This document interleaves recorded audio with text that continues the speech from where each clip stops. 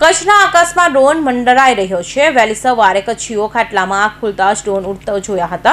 ત્યારબાદ આદિપુરમાં SOG office અને નાની ધ્રુવી ગામ નજીક ડ્રોન તૂટ્યું હતું તો ભુજના લોરિયામાં પણ ડ્રોન દેખાયું હતું। ભારત પાકિસ્તાન યુદ્ધને લઈ કચ્છ સરહદ પર જબરદસ્ત હલચલ જોવા મળી રહી છે। માહોલ એવો જાણે છે કે 1971ની સ્થિતિનું પુનરાવર્તન થઈ રહ્યું હોય એમ લાગી રહ્યું છે। કચ્છના કુરનમાં 8મી મેને સવારે પાકિસ્તાનની ડ્રોન તોડી પાડ્યા બાદ રાત્રે સિરક્રીક પાસે વધુ 3 ડ્રોન જોવા મળ્યા હતા। એમાં બીજા દિવસે શુક્રવાર રાત્રે સમગ્ર કચ્છમાં બ્લેકઆઉટ થયા બાદ ફરી પાકિસ્તાની ડ્રોન સરહદ પર નજરે પડ્યા હતા। એમાં સૌપ્રથમ રાત્રે લખપતના દરિયા કિનારે 3 ડ્રોન ભારતીય જમીન તરફ આવતા નજરે પડ્યા હતા। અહીં હાજર સુરક્ષા એજન્સીઓ આ ડ્રોન જોયા હતા। અહીંના વિડીયો પણ ફરતા થયા છે। જોકે ત્યારબાદ આ ડ્રોન ગાયબ થઈ ગયા હતા। અહીં લક્કીનાળા પાસે પણ ડ્રોન દેખાયા હતા તો રાત્રે 11 વાગ્યાના અરસામાં કચ્છની ઉત્તરીય સરહદ પર કુંવર બેટ પાસે પણ ડ્રોન નજરે પડ્યા હતા। આ એ જગ્યા છે જ્યાં ગુરુવારે સવારે એક ડ્રોન તોડી પાડવામાં આવ્યું હતું। કચ્છ કલેક્ટર આનંદ પટેલે નાગરિક ધર્મ નિભાવતા લોકોને અપીલ કરી છે કે દરેક નાગરિકોએ રાત્રે તમામ લાઇટ બંધ રાખવી, સ્વયંભૂ સંપૂર્ણ બ્લેકઆઉટમાં સહભાગી બનવા અને બિનજરૂરી ઘરની બહાર નહીં નીકળવા અપીલ કરાઈ છે। આ સાથે કોઈ જ ખોટી અફવાઓથી દોરાઈને ગભરાવાની જરૂર ન હોવાનું અને સોશિયલ મીડિયામાં કોઈ પણ વિવાદિત કે વિસંગત પોસ્ટ નહીં કરવા સૂચન કરાયું છે। તમામ નાગરિકોને અગત્યની સૂચના છે કે પોતાના ઘરે સુરક્ષિત રહે, વગર કોઈ કામે ઘરની બહાર નીકળવું નહીં તથા કોઈ પણ શંકાસ્પદ વ્યક્તિ અથવા વસ્તુ જે તમને જાણ થાય તો સ્થાનિક પોલીસ સ્ટેશને સંપર્ક કરવો, અફવાઓથી સાવધાન રહેવું। પોલીસ તંત્ર તથા જિલ્લા વહીવટી તંત્ર તમારા સહકાર તથા તમારા મદદ માટે છે। તમે તમારા ઘરે સુરક્ષિત રહી જિલ્લા વહીવટી તંત્ર તથા પોલીસ તંત્રને સહકાર આપશો। જય હિન્દ।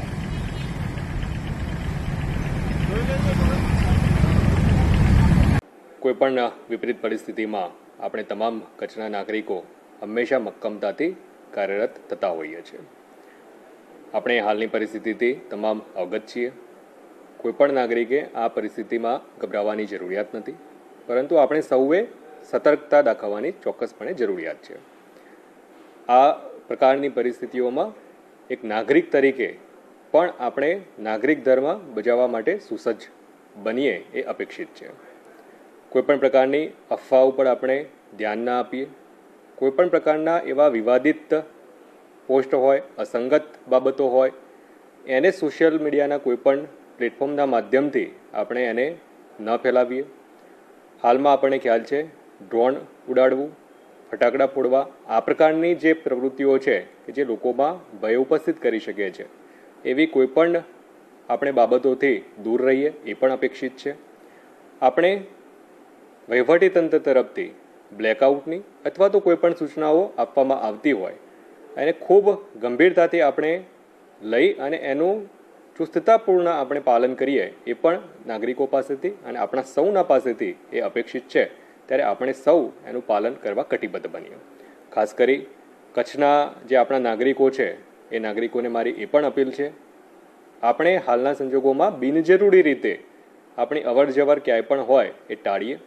આપણા વડીલો, આપણા જે પણ બાળકો અને પરિવારના એવા જે પણ લોકો છે કે જેમની સુરક્ષા સુનિશ્ચિત કરવી આપણા પોતાના હાથમાં છે। એમની સુરક્ષા અને એમની ચિંતા આપણે સૌ પ્રથમ કરીએ। મારી આપ સૌને વિનમ્ર અપીલ પણ છે, નાગરિક ધર્મ તરીકે આપણે સૌ સ્વૈચ્છિક બ્લેકઆઉટમાં પણ સહયોગ આપી અને જોડાવવું જોઈએ। કોઈપણ પરિસ્થિતિમાં તંત્ર તરફથી ચોક્કસપણે આ પ્રકારની માહિતી આપવામાં આવતી હોય છે, પરંતુ સમયની મર્યાદાઓ વગેરેને ધ્યાને લેતા કોઈપણ વિપરીત પરિસ્થિતિ ઉપસ્થિત થાય એના કરતાં આપણે સૌ સ્વૈચ્છિક રીતે બ્લેકઆઉટમાં જોડાઈએ અને બિનજરૂરી રીતે આપણી કોઈપણ એવી જે લાઇટ છે એ લાઇટ બહાર જળતી ન રહે એ આપણે નાગરિક તરીકે આપણું પોતાનું પણ, આપણા પરિવારનું, આપણા ઘરનું, આપણા શેરીનું, આપણી ગામનું, આપણા વોર્ડની અને સંપૂર્ણ રીતે એઝ એ સમાજ તરીકે એકમેકના સહયોગથી આપણે આ પ્રકારની તમામ પરિસ્થિતિઓમાં જે પણ સૂચનાઓ આપણને અપેક્ષિત છે, એક નાગરિક તરીકે આપણી જવાબદારી જે અપેક્ષિત છે એ આપણે સૌ સાથે મળી અને નિભાવીએ। આભાર। કચ્છમાં પાકિસ્તાનના વધુ ડ્રોન તોડી પાડવામાં આવ્યા છે। અબડાસાના સાંધી નજીક તથા ભુજના નાગોર પાસે ડ્રોન તોડી પાડ્યા છે। અબડાસા તાલુકામાં 2, ભુજ તાલુકામાં 1 અને આદિપુરમાં એક ડ્રોન તોડી પાડ્યું છે. ભુજ અને માધાપરમાં સતત સાયરન ચાલુ છે. લોકો ફોન કરીને પરિવારજનોને ઘરે આવી જતા વાત કરે છે, ચિંતા વ્યક્ત કરી રહ્યા છે. ભુજ અને માધાપર વચ્ચે લગભગ 6 કિલોમીટર જેટલું અંતર છે. ભુજ તાલુકાના બોર્ડરની નજીકના ખાવડા ખાતે તંત્ર દ્વારા બંધ કરી દેવામાં આવ્યું છે. સાવચેતીના ભાગરૂપે લોકોને પોતાના ઘરો તરફ નીકળી જવા વિનંતી કરવામાં આવી રહી છે. નલિયા ગામમાં બજારો બંધ થઈ ગઈ છે. કોઈને ઘરની બહાર ન નીકળવા સૂચના આપી છે. સ્થાનિકોએ કહ્યું કે લોકડાઉન જેવી સ્થિતિ છે. કૌશિક પટેલનો report, Hind TV news, Surat.